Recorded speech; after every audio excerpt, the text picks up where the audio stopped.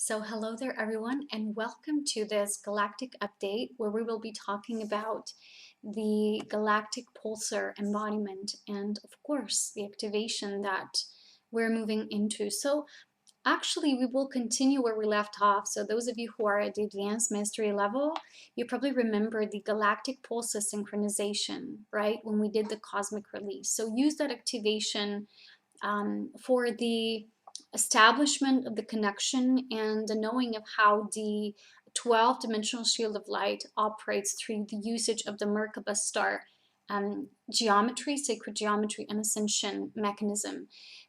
What I want to specify again is that these are more advanced tools of mastery training and energy building, right? When we're learning about our magnificence and potency of energy usage and mastery, this is not for the beginner level. So those beings who find themselves, this is either not understandable or easily digestible by them. They have to go back and start at the beginning, which is usually the rooting work, because we have to uproot old patterns and dysfunctional forms of separation and the female male split and all of that, because people who open up too fast, too vertically, they tend to get lost themselves, usually in the astral light, in the astral world, and they sometimes get more defensive about this path, and they're usually projecting where they are instead of really being with where this is. So do take in mind and into consideration that this is more advanced work, which requires preliminary training of understanding. So go back to the Organic Ascension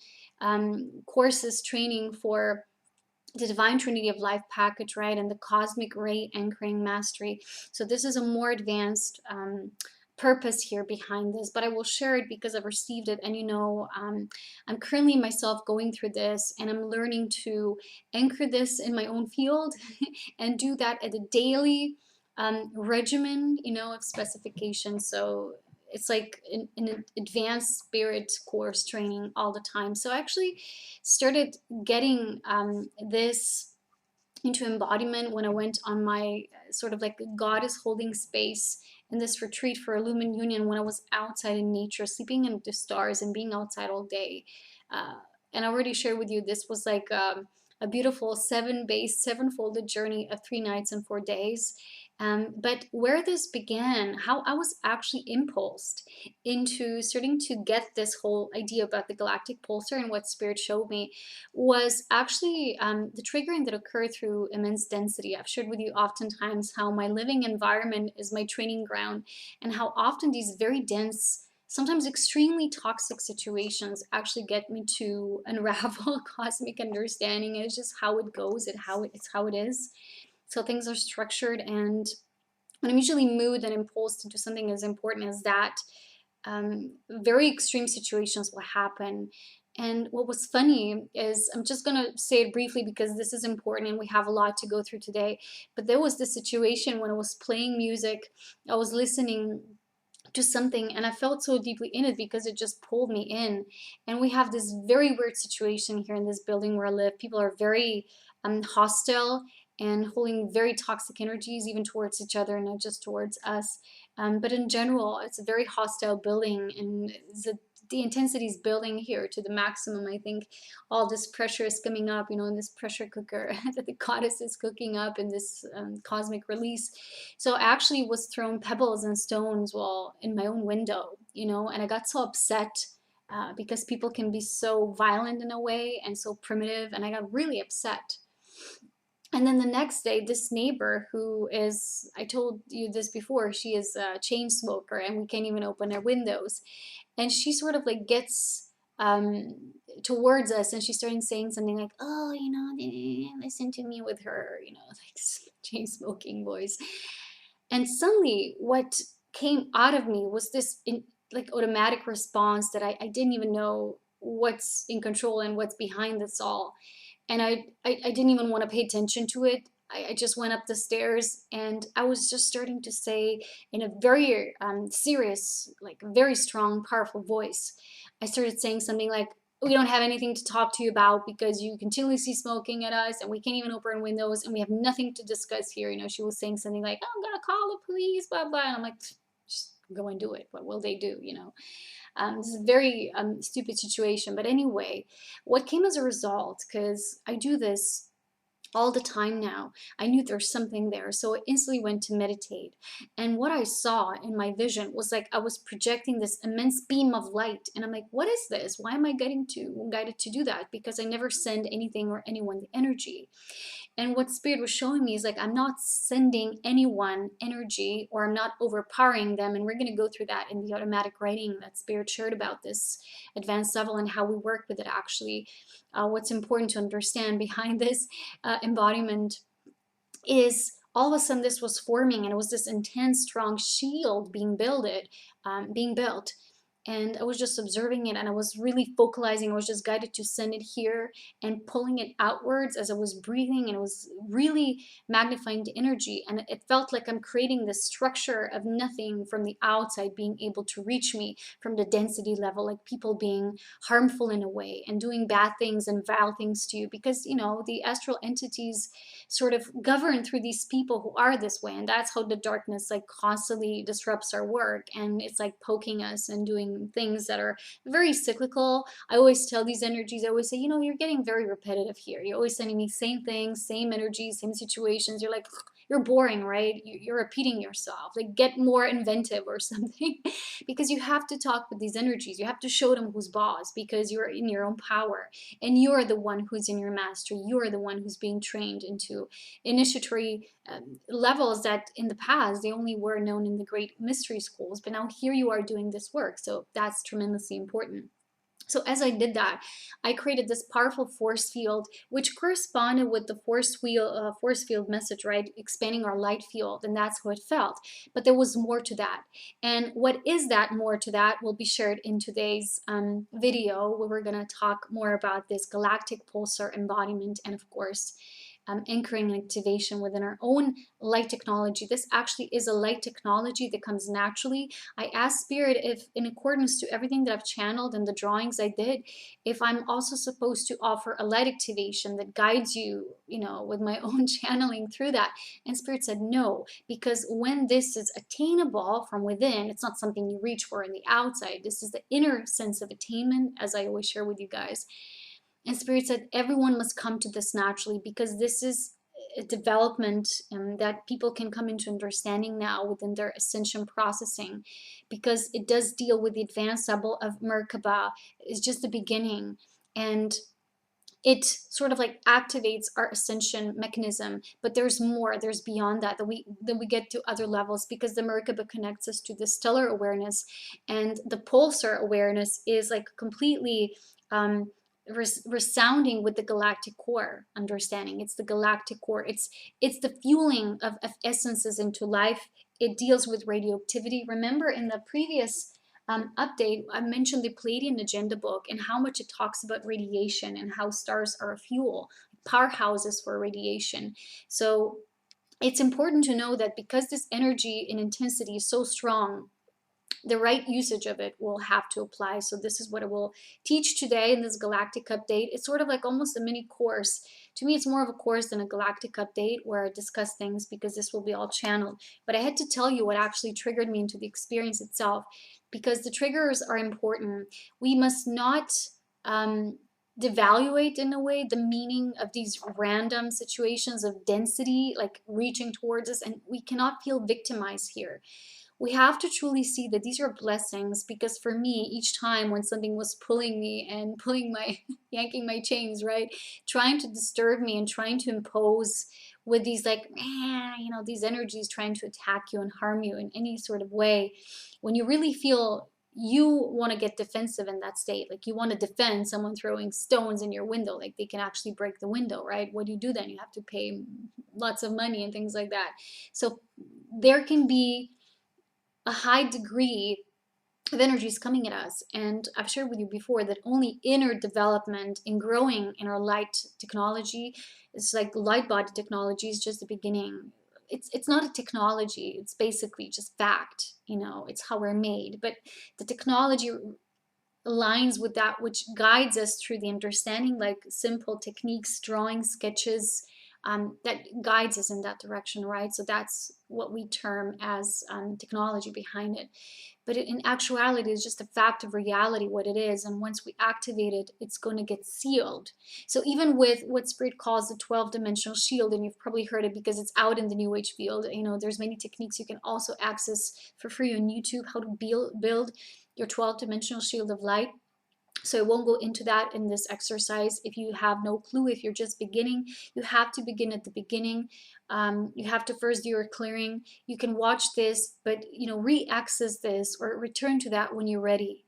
You know, your body has to respond with that. So this is an advanced level. So if you're supporting at that level because you feel that, but somehow you're not there yet, and most people are just slowly starting to open up the doors of possibility to how it is working with the galactic core pulse and frequency. So they're just beginning to open up. So go slowly, okay? You can rework, come back again, come back around. So how many rounds it takes, it doesn't matter. It's all about your conscious environment. So anyway, let's begin, okay? What's important to understand first, yes, is the beginning, right? The beginning is the vertical pillar of light, the ascension pillar of light, and the 12-dimensional shield, because within that shield, we have a framework within which we're really safe. So like I said, the safety aligns with our natural ability to become a more powerful conductor of light, a transducer of light in a way. So for us to go into that state, it's like moving into a higher octave state of propelled energy. We have to get, you know, we have to start at the beginning. All forces go, right? You know, when you start writing a jet plane or something, you have all these controlling systems. You have to do all this alignments and adjustments and fuel and set the course and directions. You know, I'm not really familiar with the whole dynamics of it. You know, it's like you get it from the movies like Star Trek or Star Wars, you know, how they're propelling the ships. But the whole set out, right, when you jump into the energy requires lots of preparation. That's sort of like the analogy that I want to give here. So starting at the beginning, we will actually begin at the exercise for the galactic pulsar, which takes us back to the galactic pulse synchronization. So if you have that light exercise with it, it sort of anchors us into that space, because within that activation we had the creating of the light field, then the expanding of the light field. We were building the torus for life force energy carry over, because we carry the over into the new template, which will now be able to work with this, so like a 12D, which is responding to our DNA. And then galactically speaking, it anchors us into the galactic pulse of life and accessing all dimensions simultaneously as one. So there was this life force carry over into the core. And remember, there was a magnet core within that we accessed. We were building towards maximum density fueling, right, and feeling the buildup happening. And then we were opening the seal of new life, activating the cosmic stargate. We started working with the stargate energy specifically here for the Milky Way galaxy, because that's where we are now. I don't know where we're going to go and move to the future of what we're going to work with, but that's where we are now. So there was this river above the head, the river called the Milky Way River or galaxy, and sort of it was released into it, right? This carry over. It was being sucked into, so that was called the cosmic release, and releasing density to prepare for a new level of density and the new impulse from the galactic core and the galactic center. So this was called the cosmic release. So there's two main activations. One was to build this expanded light field, and the second one was to no, three. The second one was to synchronize the life pulses, and the third one was the cosmic release. That was the purpose of that exercise. So you're always working with the same platform, with the same template at the same beginning, right? The root is the same, which is the 12-dimensional shield, the vertical ascension pillar of light, which you will rotate. You will create with the spin or the rotation of the Merkaba star formation, moving from your pineal downwards, reaching the core of Earth, and moving back upwards, connecting to the galactic pulse of life. So you're expanded in both of these directions. But when the tube torus forms, it also denotes that there's a vertical and harmonious alignment in the horizontal plane as well. So that's what the tube torus does. And within that, there was a life force carryover. So then we were actually coming back to the core of the diamond heart, that was the cosmic heart center, feeling light expanded, resting and embracing the new template. So that's kind of like in a nutshell. If you go back through the activation, please go feel go feel guided, right? Be guided if you feel so called to do the activation. You can do it how many times you want to. Sorry for the tongue tied. There's a lot that I want to say here today. So um, I would just want to show you again a simple reiteration and sort of like reinstatement of that, right? Simplicity. So we have the galactic pulse of life, we have the Earth's pulse of life, we have our own pulse of life, which occurs within our root. That's where we really feel it. That's where our spin starts to connect, because we connect with the planet through our root, and through the crown we connect to the galactic pulse, and in our cosmic heart channel, which is one of the three main ascension portals, we unify, we merge in that cosmic convergence, both pulses. So there was a synchronization of these two pulses. We're going to go and explain the whole pulsar technique. We're going to go through the stages as well, but I'm using this sketch just to make you aware. So we have the 12-dimensional shield that is built through the main vertical column, also called the ascension pillar. You can find the technique for that anywhere online. 12-dimensional shield building. There's, I think, one 5 or 10-minute video where you could just instantly do it. It's very simple. So you work with the Merkaba spin, starting here in your pineal at the center of your head. You're building momentum by spinning. And then you start to descend, right? The Merkaba star, reaching your own core, then connecting with the core of Gaia, with Earth, feeling the Earth pulse, starting to reverberate backward, and then you pull it, expand here. I think you do a platform of platinum light in a radius, right? And then from that, you extend it upward. So you connect it with the pulse of life. So we have the Merkaba spin, building the momentum through the vertical ascension pillar. We have the descension, and then moving it back up, lifting it back up. And in that, feeling the core of our own pulse and the Merkaba translation, right? Through our own root, through the earth root. So there we do that translation. We did that in the exercise. So at the end of this teaching today, in this update, we're going to actually use the same dynamic here, the same sketch, but for the pulsar technique. So in the back, I have this simple drawing. So where do we start? The beginning of the whole pulsar, we're going to have to go to the beginning and kind of find out what it is. So to give you a bit of the overview, when we talk about a lumen union here, right, a lumen ascension, and we channel, the whole idea is that the human born of a lumen union, because it's all one, a lumen union, galactic presence, galactic Christ, cosmic Christ, it's all one.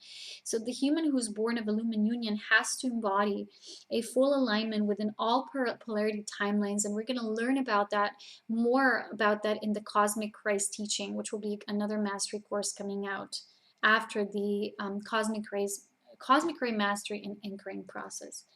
So the full alignment taking place within all polarity timelines has to occur, and they have to reach a full harmonization between 1D and 9D, which is the galactic pulse of life and the pulse of resonance from the Earth's core.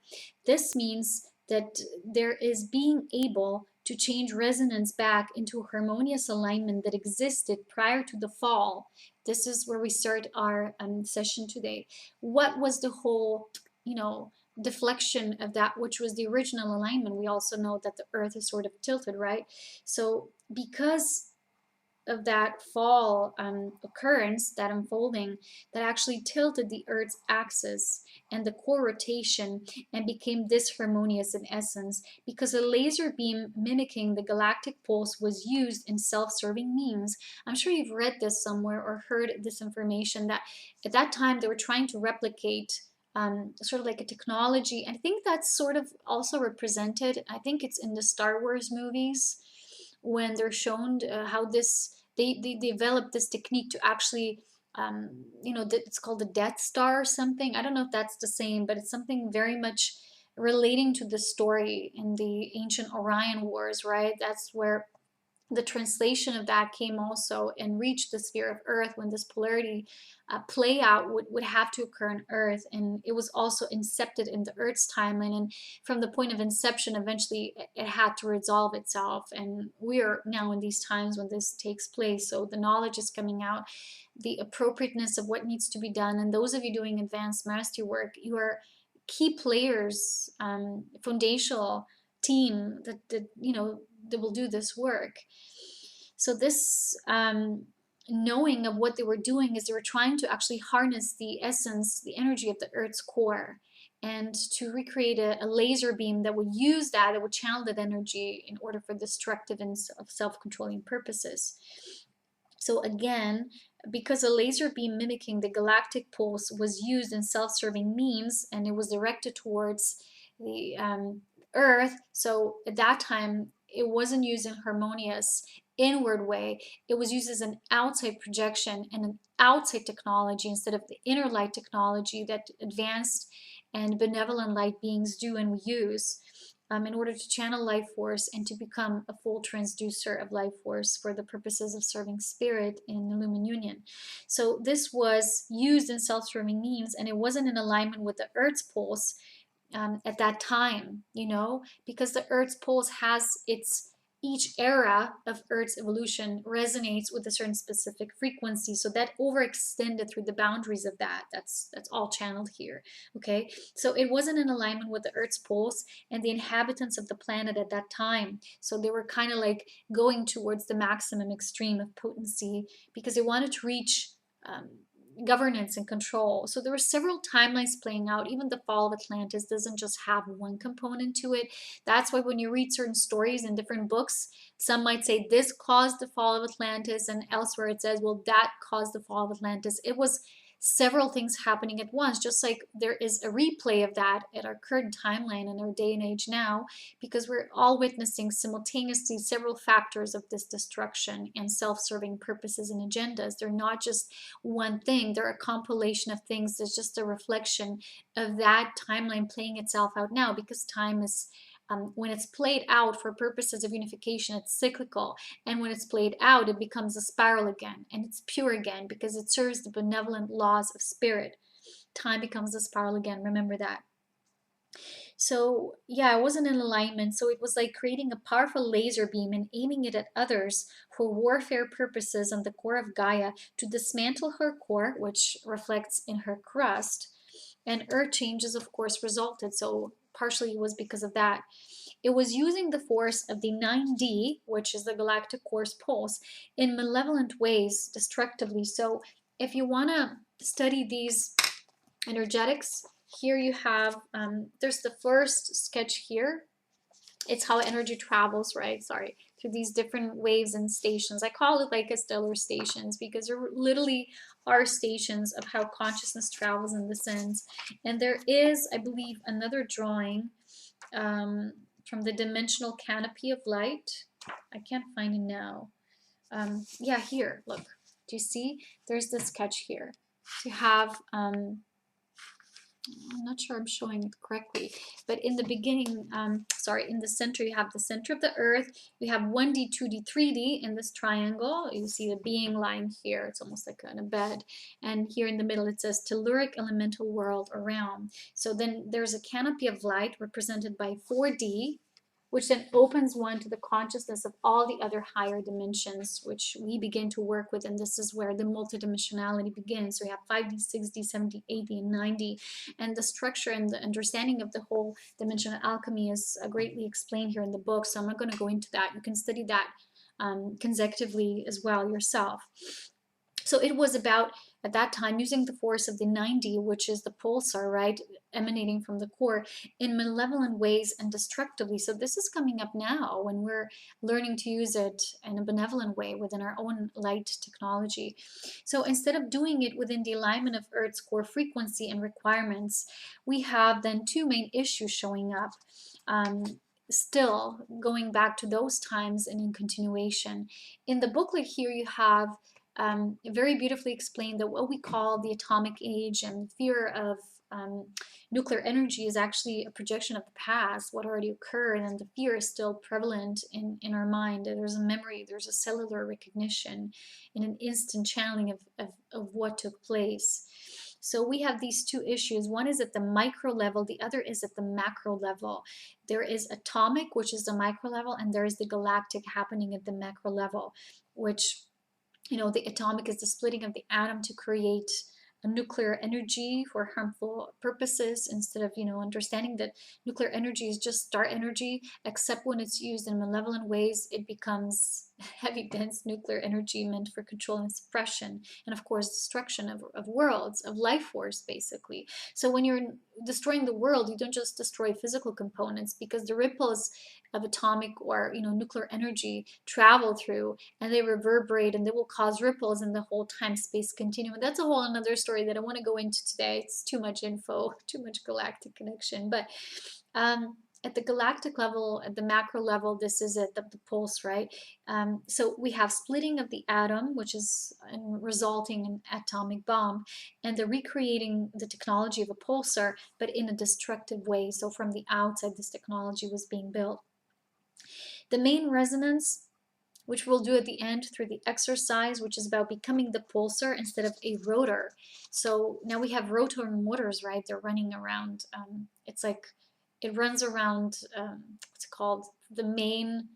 I don't know how to explain it, because I'm not a mechanic, I'm not a physicist, I'm none of that. But Spirit was showing me, so the pulsar instead of a rotor is our next evolutionary cycle. So in that phase, and prior to the fall, it was different and people were already super activated.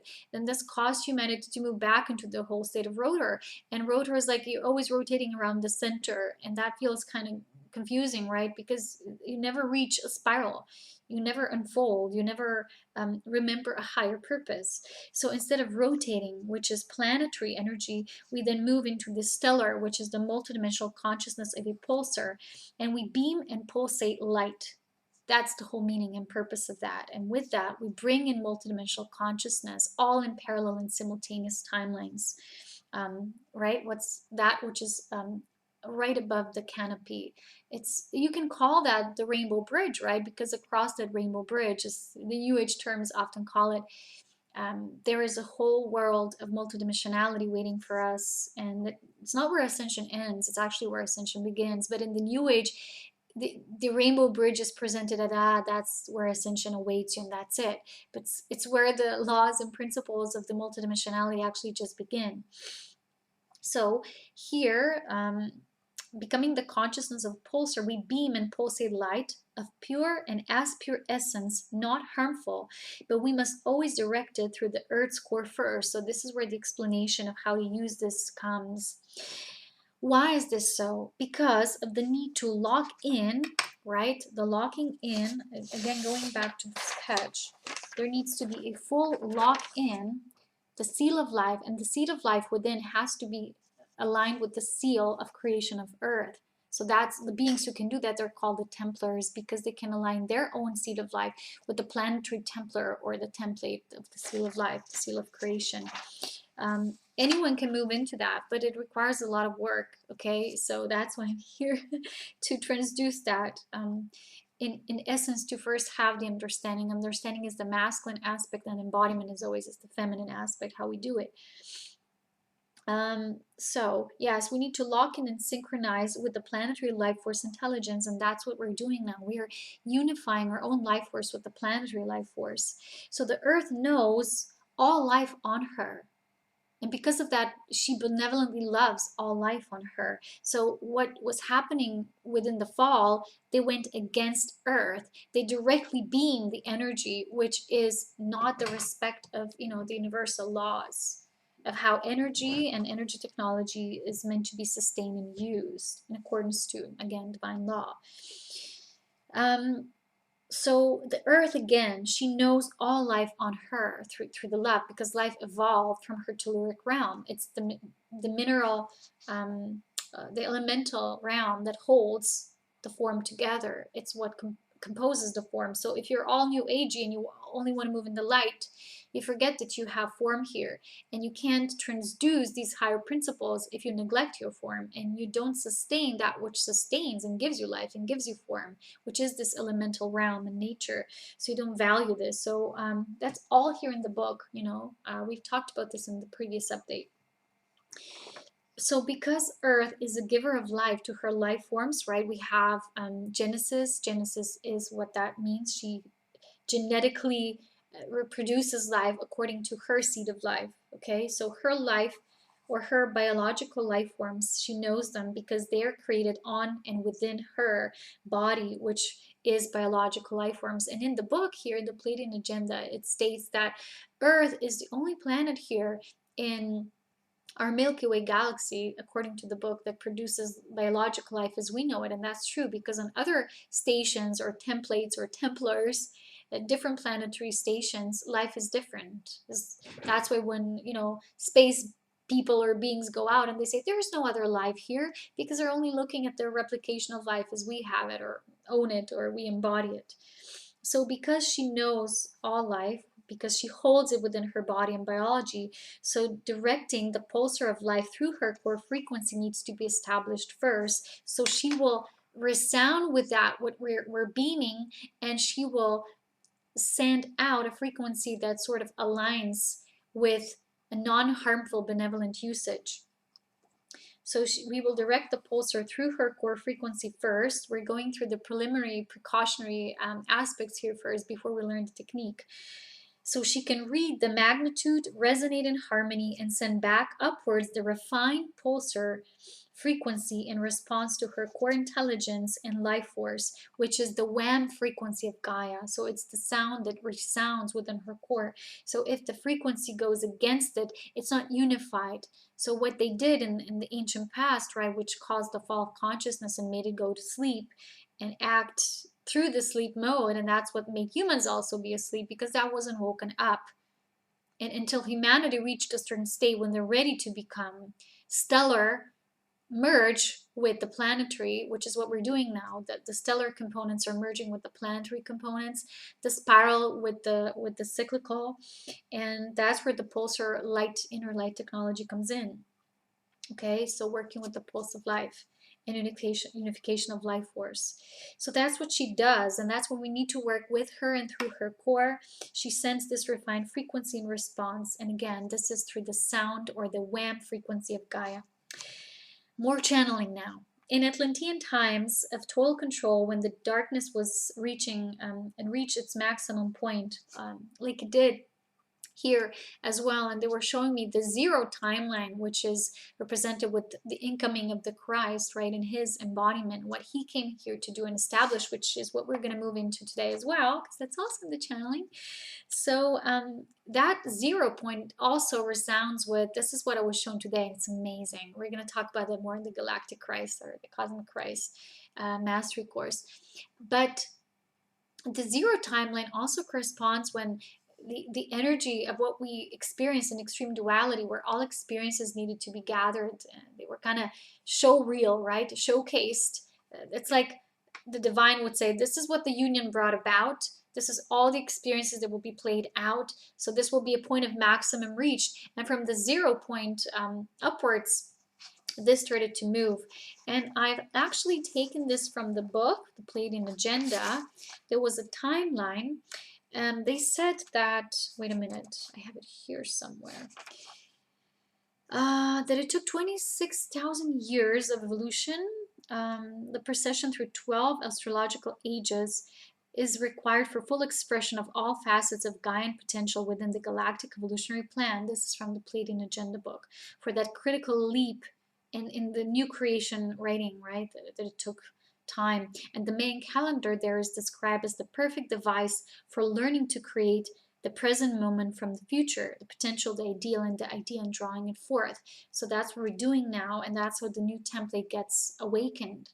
But there is another thing I've taken from the booklet, which is about when there was an inception of stellar consciousness, because stars are nuclear, they have their nuclear powerhouses.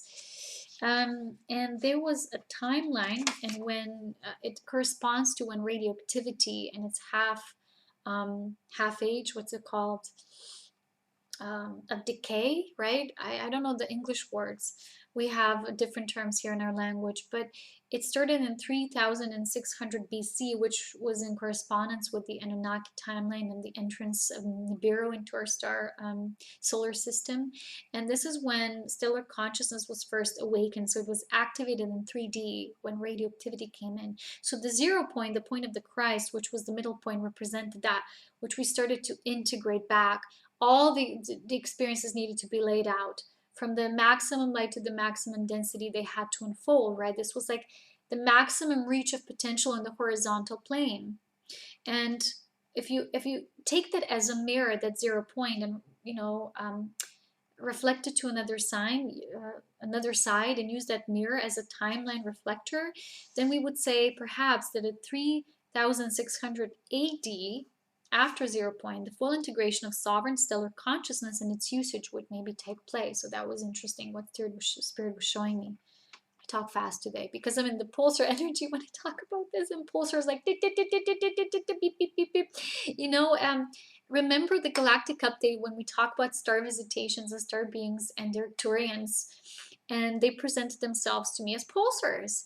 And now when I moved into this, and I'm like, no wonder I had a visitation a few months ago, and now this started coming about. So you see how everything is connected. Those of you who've been with me long enough or far enough, you see how this journey is guiding us. It's all just one thing after the other, and one thing and one activation will trigger an integration maybe a few months later, and sometimes it's less than months, because when you work very fast, and I work super fast with light speed, things come up very fast, and there's reflections showing you, this was started in that inception point, and now here I am already birthing this. So now going back to the Atlantean times, when this maximum darkness that caused this fall was reached, achieved. So at that point, this light technology was not used properly. So you would say, now, well, now these issues are repeating. So are we not now in our maximum state of darkness? Well, when we look at the overall picture of what's visible on the outside, it might seem so.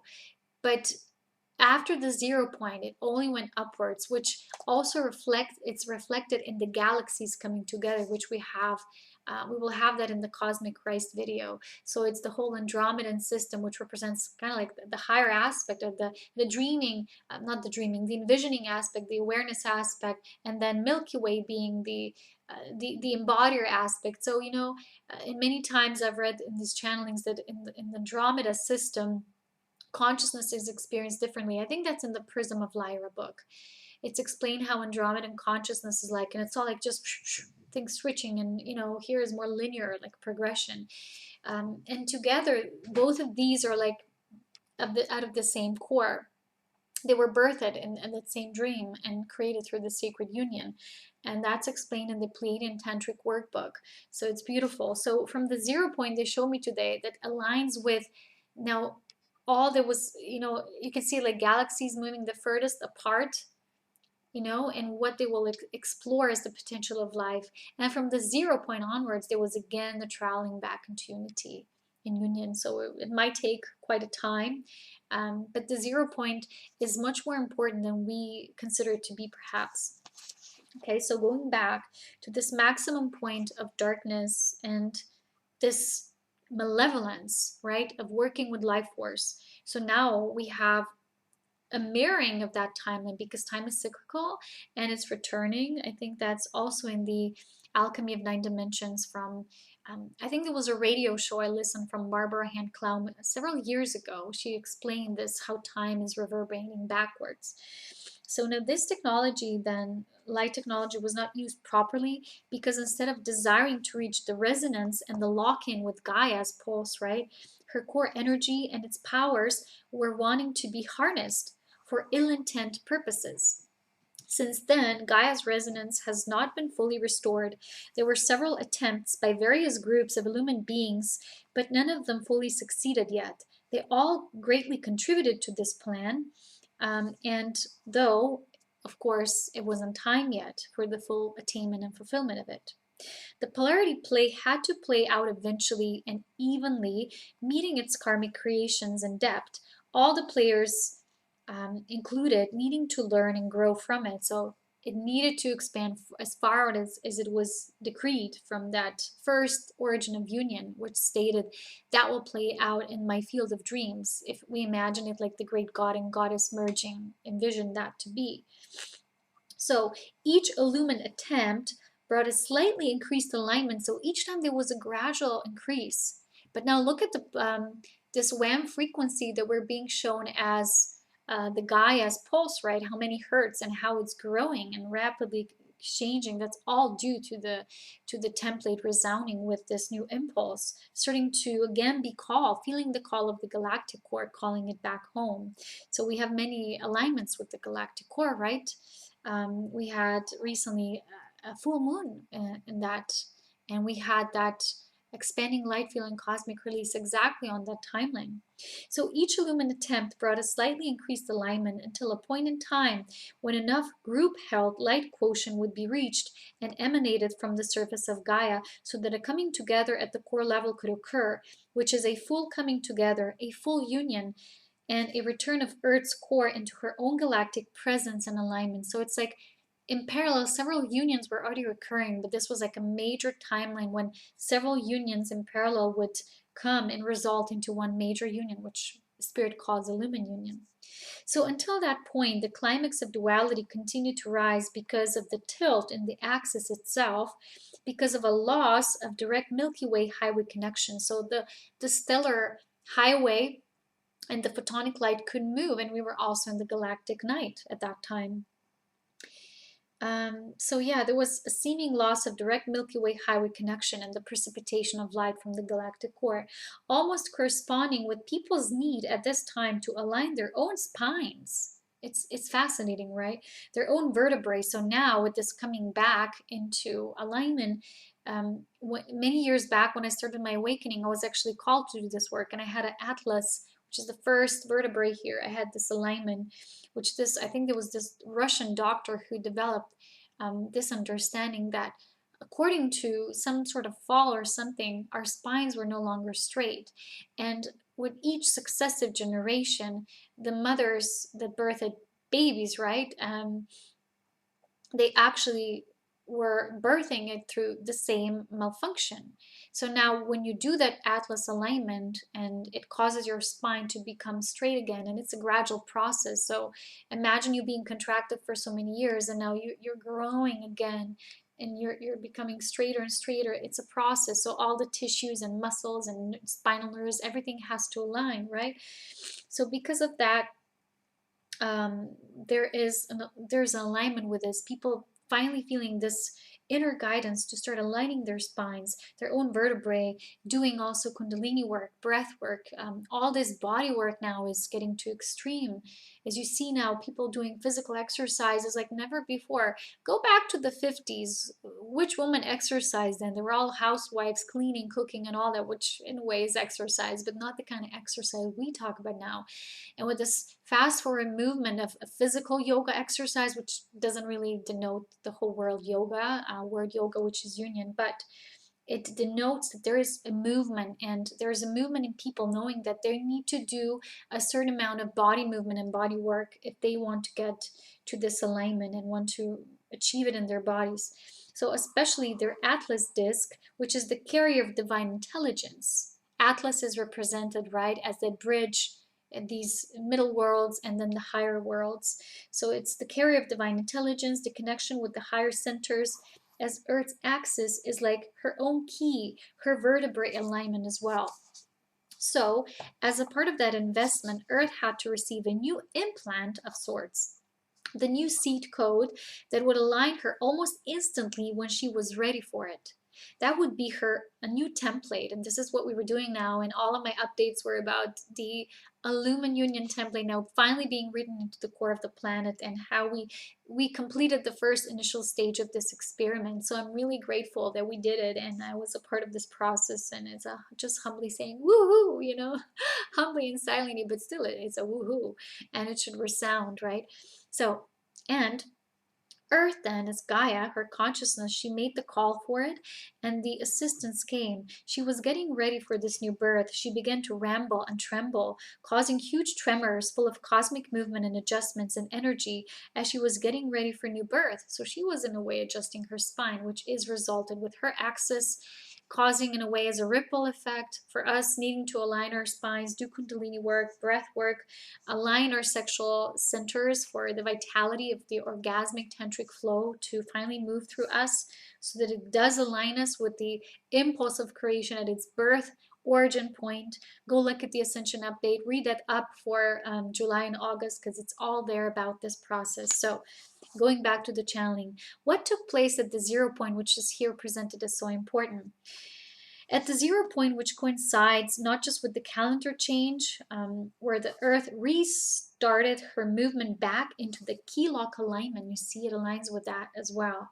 And at the greater galactic level, it's also galaxies starting to travel again and unifying at the higher rate speed.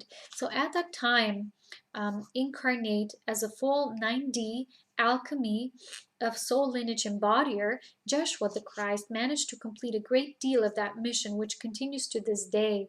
The illumined councils of all galactic levels participate with this effort tirelessly, endlessly, always. So what did Joshua manage to achieve, decode, and integrate? This is an interesting part because a lot of people don't know that he was not just on an earth mission and messenger of light. You know, like me, I'm a divine messenger, but they told me now I'm no longer just a divine messenger. I'm now doing this immense sacred alchemy work. So for him is very much just as well.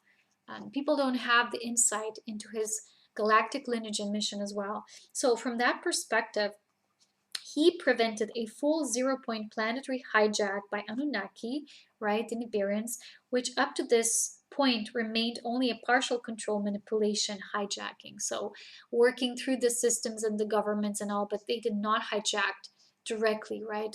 They did not own and they do not fully own the consciousness of the planet. Saying, well, that's our planet and we're gonna work with its life force through our almost like metallic way of being, the resonance that does not mimic the great seed of life, code of life, which is the spirit language, the primary language called spirit's life force. So the 0 timeline also corresponds, right, with the entrance of Nibiru into our system then again. So he attained a full 9D soul alchemy within, reaching all levels of parallel unions. We're going to talk about that in the Cosmic Christ. But here, just in a nutshell, because it's connected with this update today, there was a full self-Illumined union achieved. He did not himself manage to create a planetary seal of Illumined union template because it wasn't time yet, not that he wasn't aware, right? Which is 9D into 1D for a possibility of humans to be fully free, control-free, sovereign, and multidimensional again. But he instead created at that time a Christ seal, which is the Grail Code bloodline. And we talked about the Grail Code, and it is also more deeply explained in my, I think it's the Evolution of Form, a mini audiobook, yes. For a future generation called the New Christ Order. Why was this so? This wasn't a task for one man at all, and it never was and it never is. Even me, I'm just an extension of this Illumined Union teamwork. It's not a task for one being, no matter how cosmic he was. This was a teamwork thing, which directly relates to how the Illumined councils operate and work. Main thing, teamwork, team building, team spirit. So he opened the planetary gates, the important gates, just enough for a later or latter time when a full activation and restatement of the vortices would be possible in greater harmony and capacity. So we talk about harmony that also responds to the harmonic convergence, which was in 1987. And I was born in 83, just predating that, just coming here in time, just before the great event. So Gaia's core began to open up again gradually after that horrific abuse of her core power. The code called, this was also, it came up here in my channeling, but I've heard it before. It's not mine, it's not coined by me, so I had to quote it because, you know, my level of integrity. It's from Starseed Academy. It's called, the webpage is called Starseed Hotline, and it's these beautiful ladies doing these galactic readings or star mark readings. So they have this code that's called Never Again Atlantis. So this came up in my channeling. I'm like, wait a minute, I heard that before. Oh, I was in Starseed, Academy. So up until the point she was reinstated and fully ready to receive her new template, right? Yes, it's what that instigated. So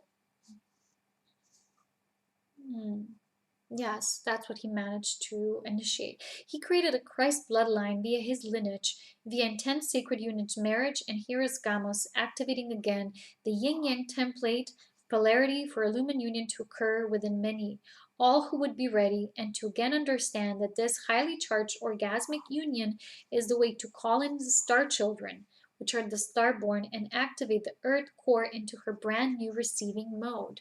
So this is not just physically continuing a succession of the blood that you have and you're saying that's my pure blood, but it's the lineage of union and childbearing coming into essence through orgasmic birthing and how we actually birth star babies. So again, read Barbara Hand-Klau's book. She explains this beautifully. um, Also, I want to remind you now when we go to the next stage, go look at the on either Wikipedia or Google some images of the galactic center to have a visual of the galactic pulse and pulsar images outlines, right? Because you have like this center and there's like this spring coming out of it. So it's like a semen, like galactic semen coming out. It's very interesting. There's like a pulse of light. And then the pulsar is the emanation achieved and held or upheld at the stellar level that reflects this pulse of light that comes directly out of the galactic core. But it's too intense, right? So if we gradually descend consciousness, that consciousness has to approximate and adjust via different levels of descent of consciousness, different stellar regions and different planetary stations that would hold life together, where life would be evolving, right, through the different experimentation practices. So this means that there's different reflections of that one original pulse, and we are, in a way, humans who are conscious beings who work with luminous light technology. When we become aware of our light dynamics, our light body, our Merkaba activations for ascension understanding, ascension mechanics, all of that. So we can consciously work with that, and becoming the galactic pulsar embodiment is the next step for us. So why can't the pulsar light technology, which is like a laser beaming light, be used directly without guiding it through the Earth's core? Okay, here's the deal. Because it can burn off and overcharge and overstimulate beings and life force on the planet due to its raw power, and because not all life on Earth is reinstated back into full nine-dimension alchemy, not at this point. It would be too much for these forms that are not reinstated, right, into nine-dimensional alchemy of holding space of multidimensionality, of origin, right, which is planetary and stellar as one. The goal here is not an instant quickening process that would burn off someone or something that's destructive and working against cosmic law, and hence it belongs to the realm of black magic, and that's what they already did. So I gave you the example of me working with a neighbor, right? I didn't send them directly the energy, but I extended it around my field, and I envision how this now holds the sphere of spirit, that nothing can interject that, cannot move and cannot bypass that, because it's that intense. This pulsar is really it's an intense energy. So if someone is not at that level, they can't, it's almost like they can't enter the field, it's too much for them, so they'll naturally withdraw, but it's not aimed directly at them. You see the difference? So black magic, like the technology was used in Star Wars, oh, I mentioned it here as well, by the dark priests, which were the so-called magicians. We have the main magician, the Darth Vader, so he represents this, he almost represents this collective, sorry, tongue tied again, this collective consciousness of these dark priests. So he's like the main one, right, with the main helmet and the main entrance into the dark, so he doesn't even show the face, because he is like faceless. He is the collective representation of these. So the goal here then is the gradual assimilation back into the true illumined core frequency, a galactic repositorium of knowledge, and that which aligns with free will desire. We are not to charge or fuse others directly. Okay. We are to create our own pulsar light technology and dynamic within our own template or Templar, so that we can use it within our Merkaba field of light and 12-dimensional shield within the pillar of ascension. So we have this drawing coming up now, right? I don't know how much this would be visible, maybe like this. So we have the main ascension column, we have the galactic pulse, earth pulse, our own core. This is the pulsar. We're going to talk about it in the technique. But here we have the pillar, the Merkaba. Here, it's not really Merkaba, I made a mistake, but you know what I mean. So we have the galactic and earth pulse, which actually meet and merge in the cosmic heart essence. And this is the reverberation. This is the pulsating motion we're going to talk about. This is that the pulsar moving out. So this 12D shield holds things, keeps them locked. There needs to be an impenetrable quality to this work. Okay, so this technique, when you are in that space of a pulsar, you're like evenly pulsating. It pulsates from your core. So it means you don't have to hold space by holding all in it. You hold space from within the core. So it's a more advanced level of holding and working with energy. While someone who is a more scattered or fragmented being, their energy field, it doesn't even work with the pillar. It looks like this, but only with how to draw it. To draw something of scattered nature. Yeah, it's all scattered and unaimed and uneven. It would look like this, right? The fragmented energy would look something like this. So in a way that beings, they cannot direct the energy, and because they cannot direct it, they cannot focalize. They cannot manifest within that energy of turning the raw essence of life force coming through the pulse of how we're being informed, and then through the inner knowing of how this needs to be guided through the ascension pillar and shielded within the 12-dimensional shield, because this work does belong to the galactic level. So therefore the 12-dimensional shield is appropriate, right? It's a naturally automatic knowing. It's like an inner sense that's just, it's how it is. And then this, if it's not the sphere of spirit that's a result of this work is not built, then what occurs is like people cannot focus energy. So people who exist at these very fragmented levels, they cannot even gather energy, let alone focus it, right? So they cannot turn this raw into a refined essence that moves light as life, the essence of life, and creates with it. Now, this work, in a way, how Spirit calls it, is turning starlight into starfire. Isn't that amazing? It's beautiful. So go to see the drawing for this month, the Spirit Channel drawing for July and August. It's all about the unification of the masculine and feminine principles, that they're dreaming this into being, and then becoming the pulsar. The pulsar is extended outwardly, where you're connected with the pulse of the galactic nature and the Earth's core, and you yourself are a vessel. Your three-folded nature, your three-folded flame as the sacred flame is unified. I can see the drawing in my mind, the vision. I don't have it here now, but you can go look it up. And I see it because I drew it, so I see it like here instantly when I talk about it. So then you have your own Kundalini. When you start to connect with your own core, your own essence, and your own pulse of life, you start to send immense, powerful trembles of tantric, ecstatic energy. I feel that like I have bubbles that always move through my first chakra whenever I'm outside. When I do it consciously, it amplifies, but it's always there. It's like bubbles of energy are moving, and they're moving through my base chakra, and they go to the earth. So I call it like, oh, the bubbles are there again. And I've shared this with you before, so it's very interesting. Yeah, so now I want to give you one example. Remember, you probably heard me talk a lot about the loss of hair and this process of ascension. And it wasn't up until this point that this was presented to me from a very, very advanced level. So each time, right, I go deeper into the nature of understanding, and they'll give me a little bit more and a little bit more. And I share this with all of you.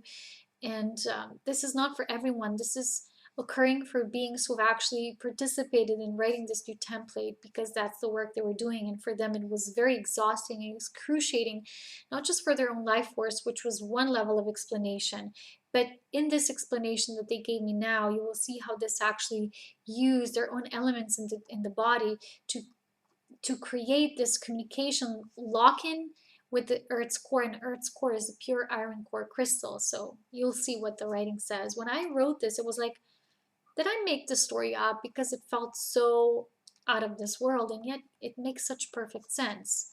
If you agree, please send me the drop me a line down below in the comment section. But here's an example of the guidance that was received Why did my hair actually fall out in such an immense way? And as I was learning to channel spirit life force as divine intelligence straight from the galactic core, the pulse of life, the life direct translation, and the Earth's core was not yet activated an active participant yet, because she gets activated in the process of this 9D building into 1D herself or itself. So it's like as you're going along the way, you're writing the new template, it exhausts the energy reserves in your own inner mineral component or your elemental component. So no matter what you do, it's an exhaustive process for the body because it links in. It's almost like you're informing Gaia, look, this is happening. You're using her own communication system, which is herself, is her core. If you want to move the energy into the 1D, which is the iron core crystal, remember back that sketch in the Pleiadian agenda book, right? Being lying down, and you have the first 3 levels of dimensions 1, 2, and 3. So here's the channeling. As Earth gets activated, reinstated, she begins to pulsate back. And so she begins to consciously participate, sending back a refined, not just raw, life force from her own core, the mother's womb. And in this process, the physical body, which is a vessel, is nurtured, respected, considered. The Earth now begins to resonate and resound with her responding love waves. Up until this point, the process is more of a one-sided nature, not yet a dynamic duo in mutual cooperation. So, in the first stages of the process itself, the 2D, which is the elemental structure that holds the body together, gives it density, shape, nourishment, and so on and so forth. So the elemental forces, the 2D elemental forces are being written as an essence form back into the core of the planet. So they're being moved back. It's like when you're liberating, that's again explained in the book, how you're liberating the elementals and you're sending them back to where they belong, because it's almost like this played out, you know, you don't belong in my body this way, especially if they're toxic and building up.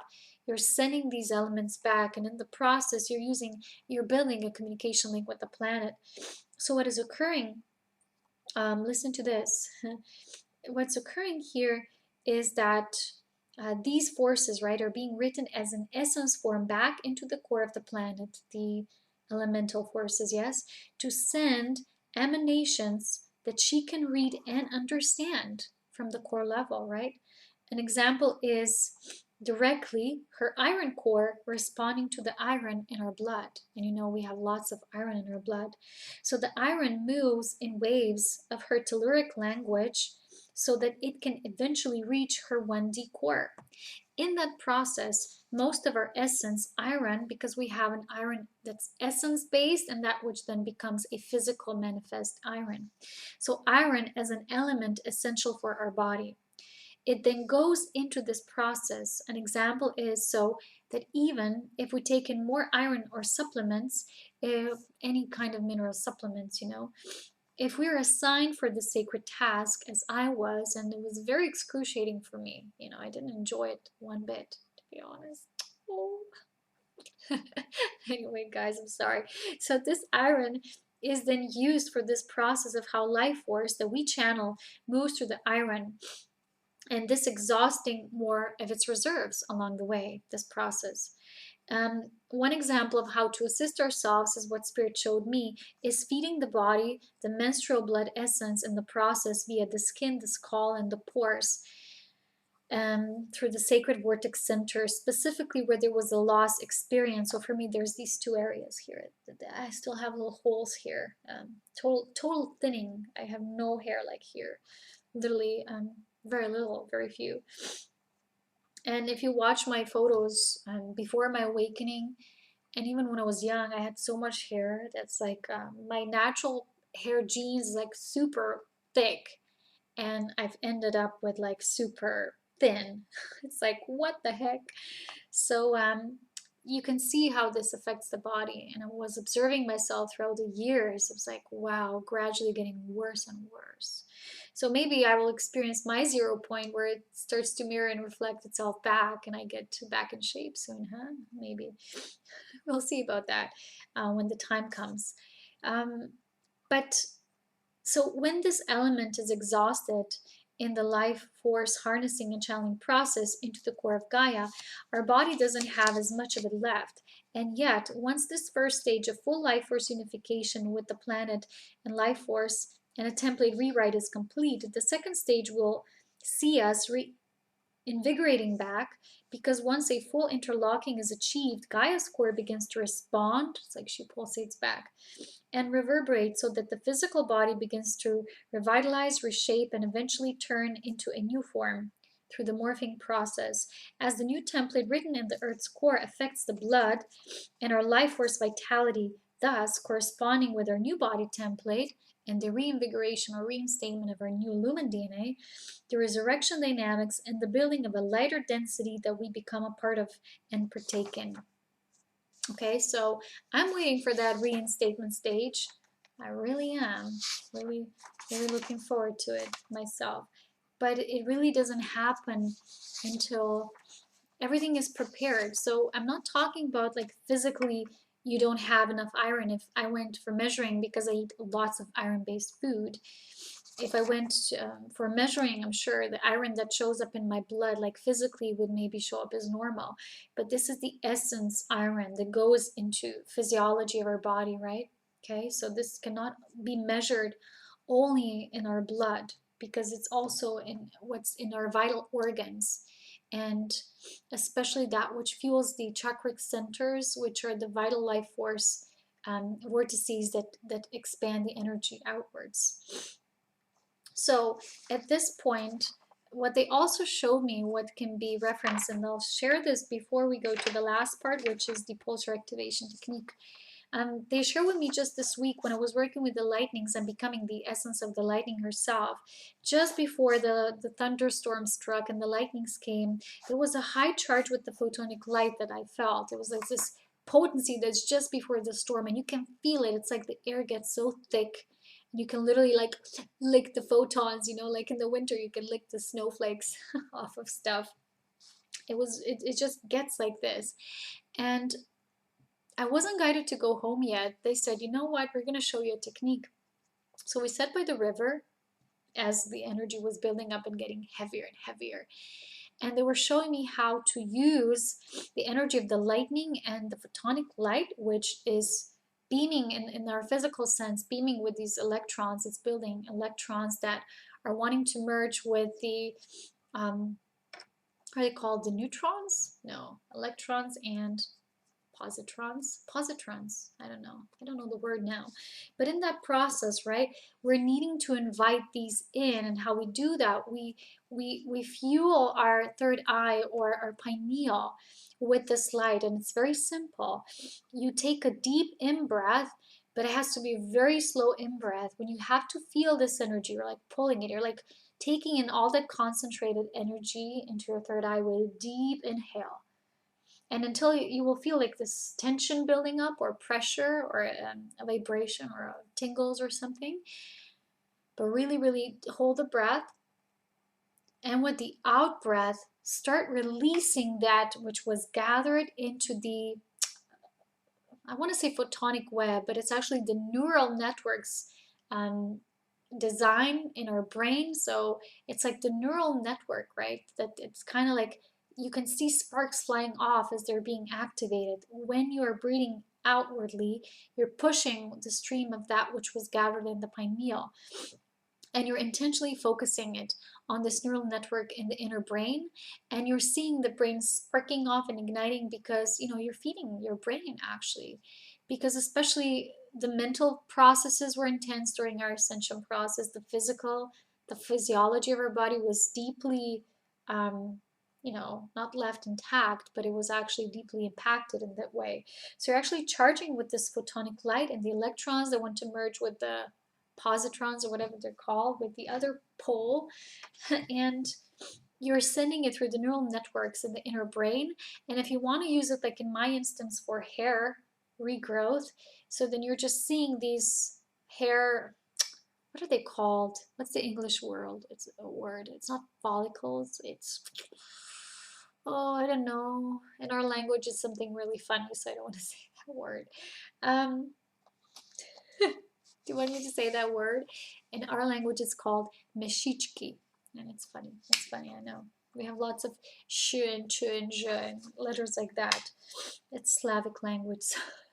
So anyway, guys, going back to the theme before I overdo with my rambles,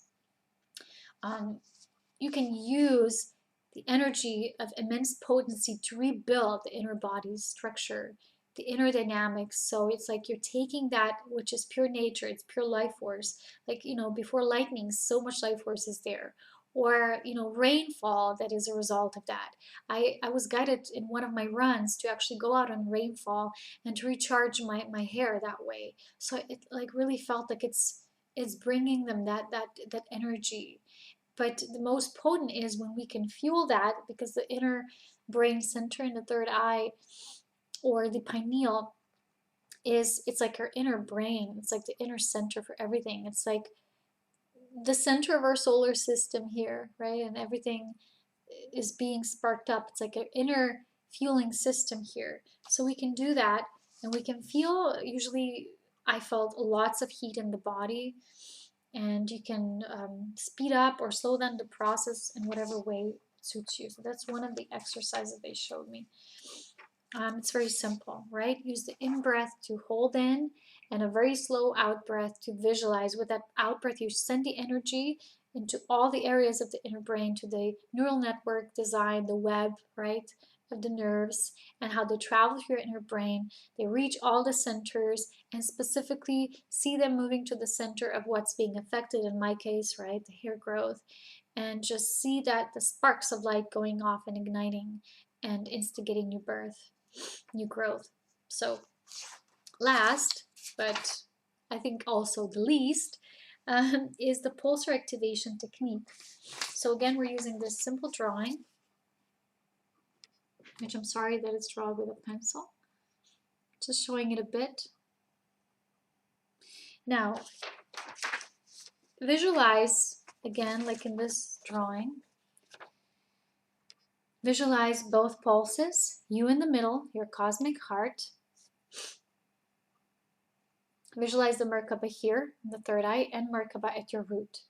You can also visualize a little slightly larger Merkaba at the center of the earth, because as you create this horizontal plane spinning disc moving into the core of earth, the Merkaba grows. Remember that from our exercise. Imagine how the pulses will lock and conjoin in the sacred heart space.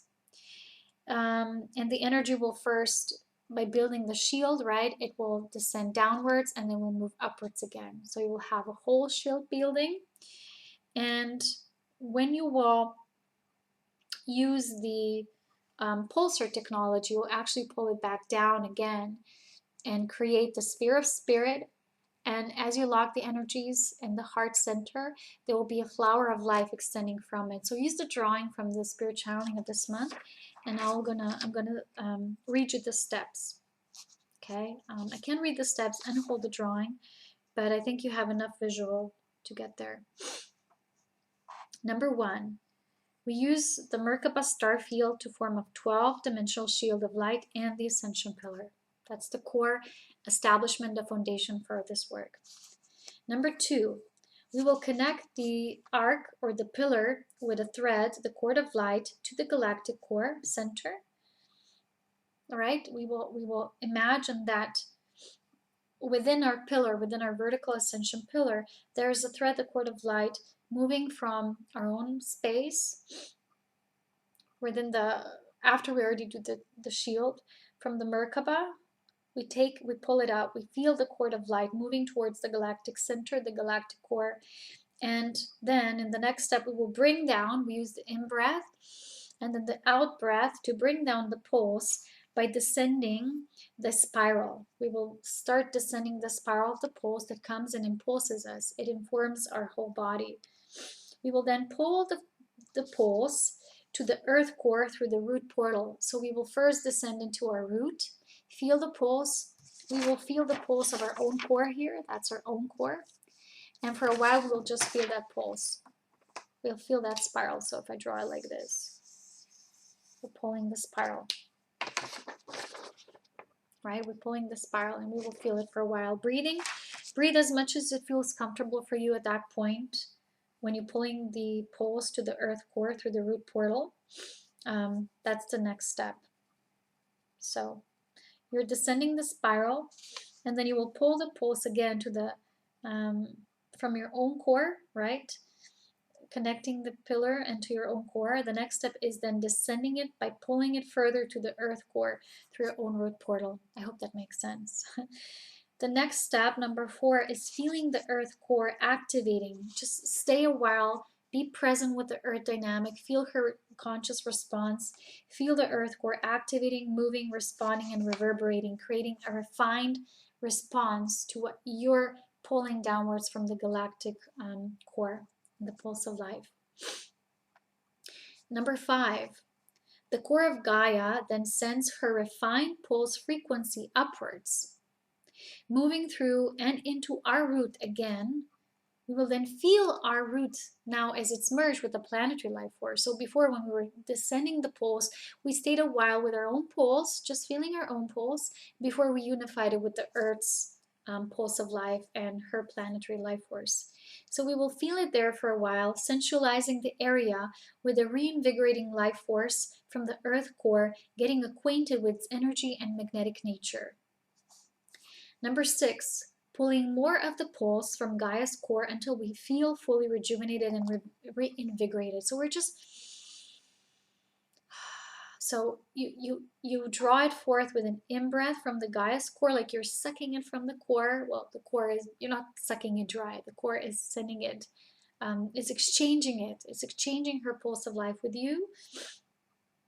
And you are getting acquainted with that to hold the energy.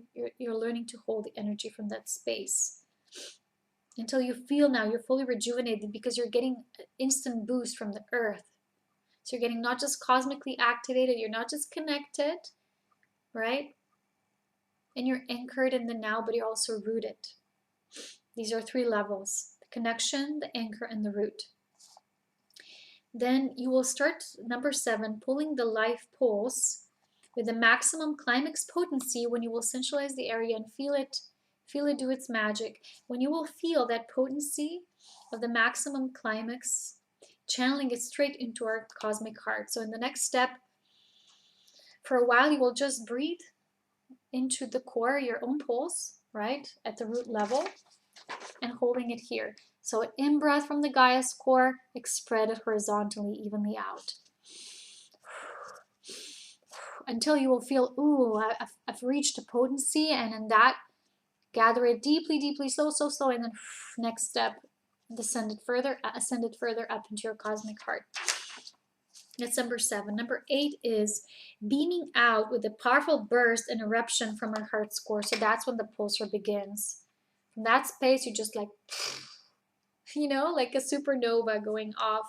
So again, beaming out with a powerful burst and eruption from the heart's core, moving outwards from our chest. You can also visualize our chest is just cracking open, like full light beam, and that light beam starts to pulsate, and that's the pulsar technology in all directions. It goes like beep, beep, beep, beep, beep, beep, beep, beep, beep, beep, beep, beep, like all around you. It's like literally how it looks like. It's interesting. You might even feel it when you do it. So it is like a powerful pulsar light technology, beaming in all directions, creating a circle, a powerful toroidal magnetic field, expanded light field full of potency. So we're going back to the expansion of our light field, offering the highest degree of protection, shielding personal sacred space, and creating a sphere of spirit. So that's the next level, like the sphere of spirit is creating from the pulsar. Here, the pulsar, I haven't really drawn it, but if I did, right, go back to the drawing. Go back to the spirit drawing for the map, right? So it rotates in all these directions, but it doesn't rotate like around the center. It literally, right, it beams light. It doesn't just rotate light, but it's beaming it, because it's a different wave of light technology, because it's constantly being refueled, right? So that's the reason why in a rotor-based motor have to keep adding the fuel, right? Because the fuel runs out. But here, the fuel is this cosmic and earth connection, stellar and the planetary activated, and then exploding in your core. So this now creates this expanded light field. Here you have it drawn like this, similar, right? The sphere of spirit. And it's offering, again, the highest degree of protection, shielding, personal sacred space, creating a sphere of spirit. That's that step. Number 9, the sphere of spirit is created and we feel into its potency and continue to bask in its glory and potency, magnifying and multiplying it. At this level, we might feel, that's what I was shown on the second day of my training actually. I was shown that this is just the beginning. Now, the second stage for life-giving principle is that you will see from the seed cell, because we all have, the cosmic heart is like within all creation. First, there's the seed cell or the seed of life. Then the seed of life multiplies itself within the principle of polarity. You get 2, which is a Vesica Pisces, and then becomes a divine trinity. And then eventually it comes to the point called the first 8 cells.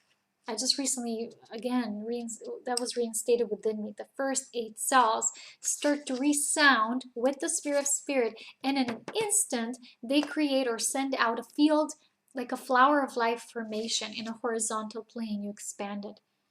It's like you take a breath in, and with the out breath, flower of life extends from it. That's after the Galactic Pulsar technology is reinstated. That's that step. Because within the sacred geometry of the flower of life, you're giving life, you're extending life, you're giving the gift of life to this horizontal plane of reality.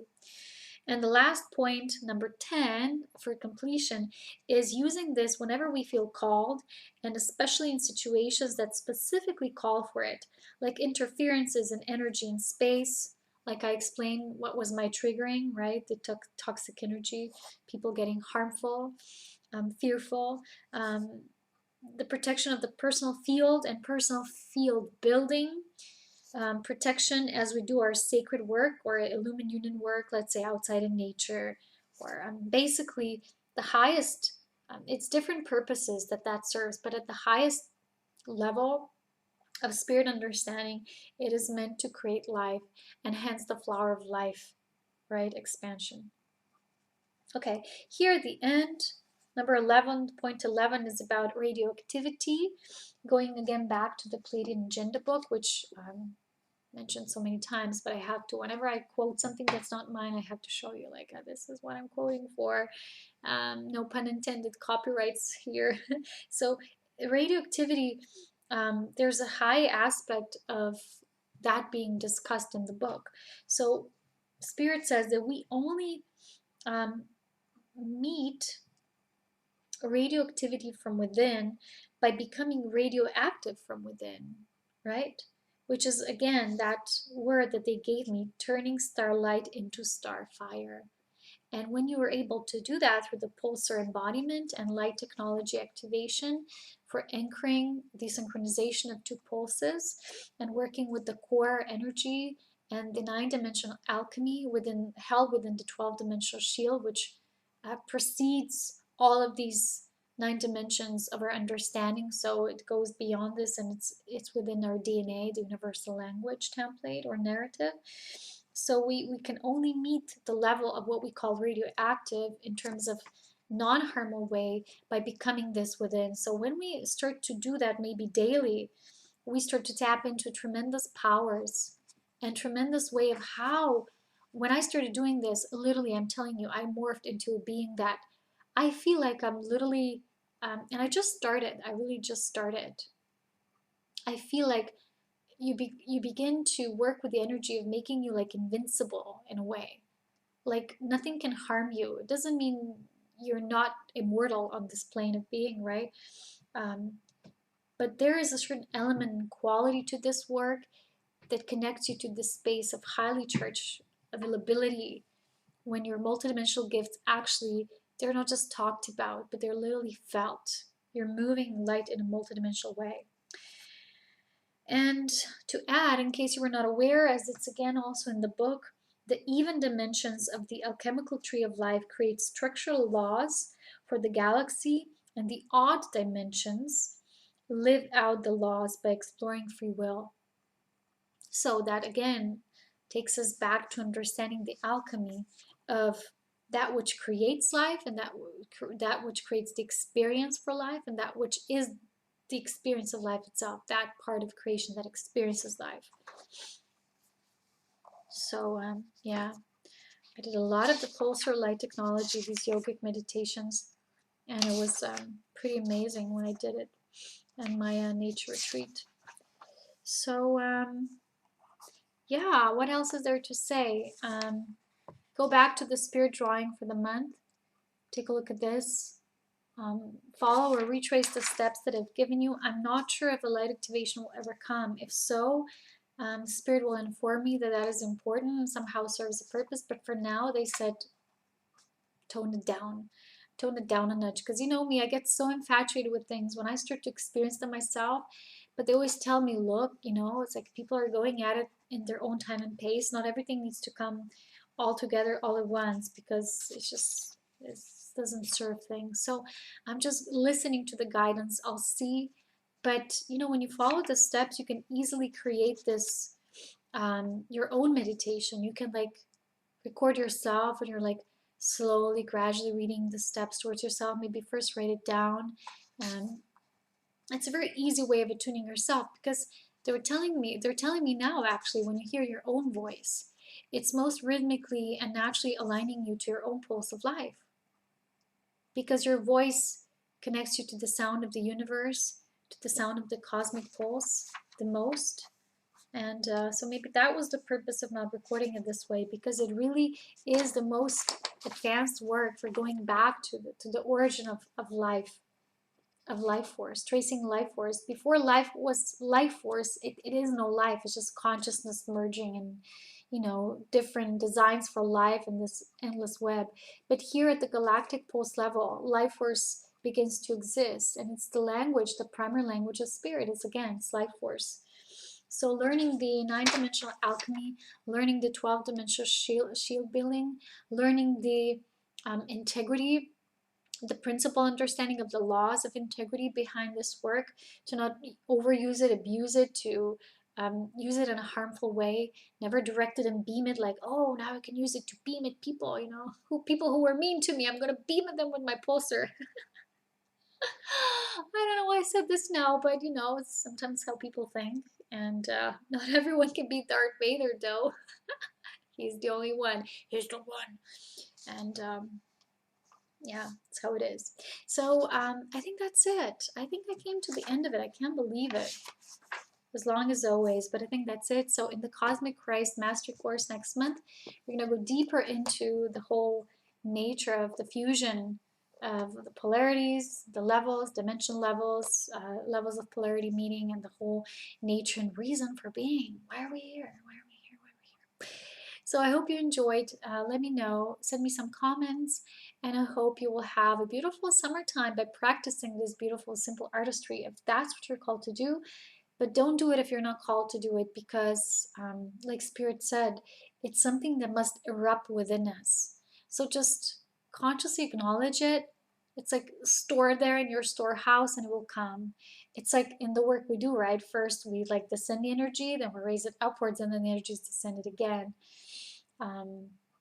Or, you know, in any way that you see it yourself. So take care as always with so much love, wisdom, and power. And let me know if you enjoyed this galactic update, and let's see what comes next.